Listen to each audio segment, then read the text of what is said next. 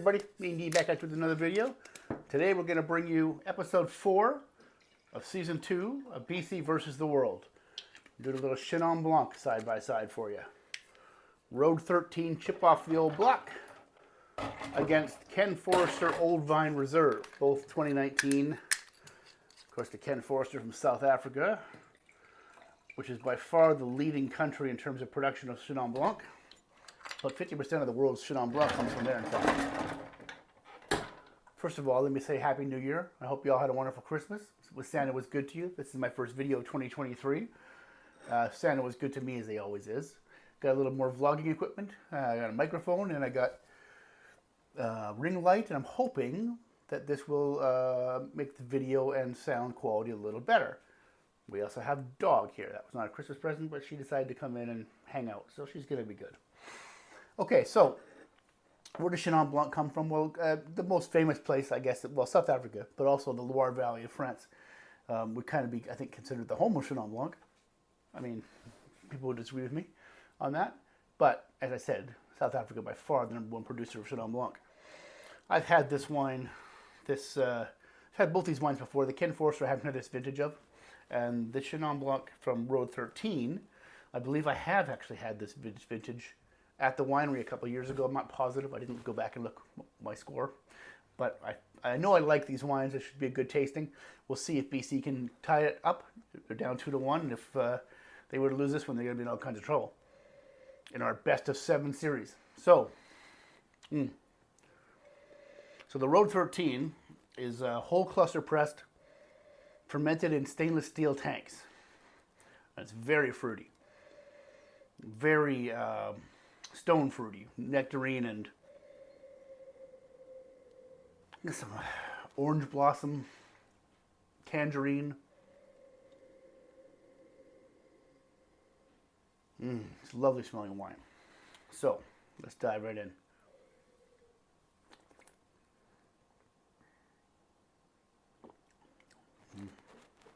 It's really lovely. I think I like this wine every year. The palate mirrors the nose a little bit. Definitely some orange zest. I want to say there's like a hint of a tea there too. I don't drink tea, so I always have trouble picking, what tea this is. Jasmine, maybe? White tea? Jasmine's white, right? I'm not even sure about that.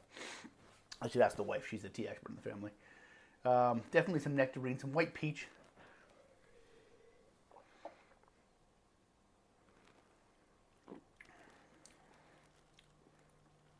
I feel like there's a little bit of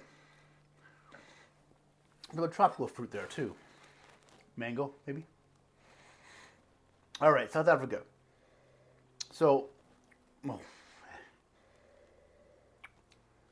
little funky, as you might expect. So this is old vines. Okay, back to the Road 13 for a minute. It's called chip off the old block because they took some rootstock, I think, from very old vines and planted them so they're the chip off their old block. That's why they call it that. So the Ken Forrester is old vines. Now, what does that mean exactly? I believe in different parts of the world, there's no specific rules on that. Generally, people, I think, accepted that it's 25 years or older. These ones are actually 38 years old on average, these vines. They do something interesting here that I'm sure a lot of people do it, but I hadn't come across this till I was doing a little bit of research on it.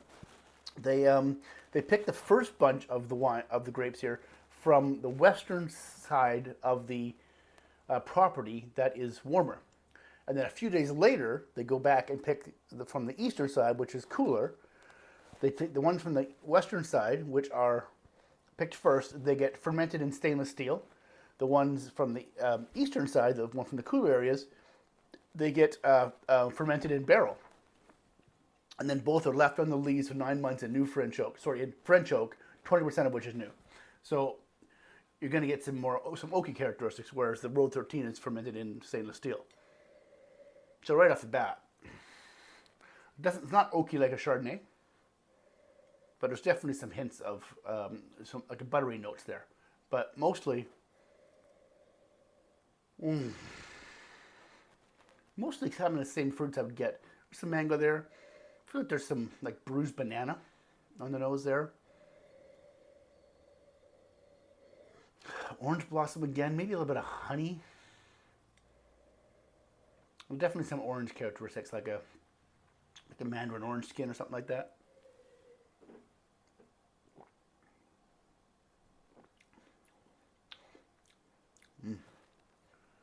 That's good too. Wow. Okay, now again, tea. There's a little bit of tea. I really dislike tea, not in wine, but to drink tea, not my thing. And I think that's like I almost want to say like an orange pico type of thing, because I say that just because it's a little bit orangey.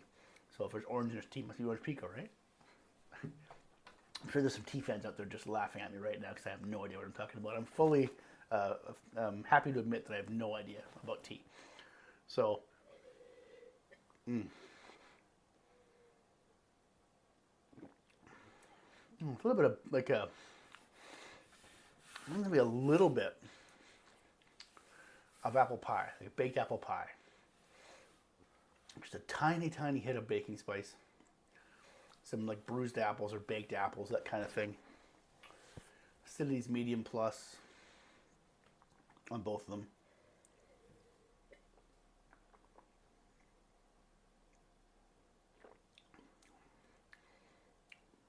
Yeah, I mean, they're both good wines, but there's a clear winner to me, I think. Confirm that I'm right about this.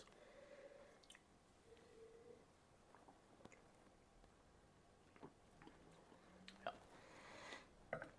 BC wins. It's fresher, it's fruitier, it's more lively. Still a very good wine.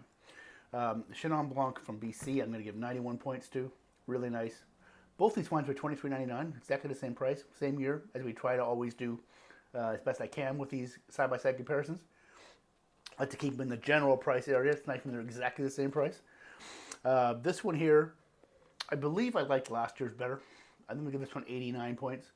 Still a really nice wine, and for 24 bucks, you know, you get in the high 80s and you're paying 25 bucks a bottle. You're laughing there. And this is actually really easy to find in the BC liquor stores. It's everywhere. So I'm sure that for those of you that aren't in BC, can probably find it in your local liquor stores too. It is a very easy wine to find. As for the Road 13, we were club members for quite a while, and we have a lot of their wine. And Road 13 is an excellent wine. Their wine's great. Can you get this in BC liquor stores? I'm not sure about that. You can certainly easily order it from their website. And I highly recommend if you go up to the Okanagan to check them out. They've got a beautiful area. The wines are great. Their staff's great. I'm a big fan of Road 13. So, which one is this? I forgot which wine this is. Okay. That one's an easy one to tell. They're quite different. All right, well, so Canada has tied it up 2-2. We'll see what's next. I want to do a Chardonnay next, but as ridiculous as this sounds, I'm not sure I have any Chardonnay that are comparable.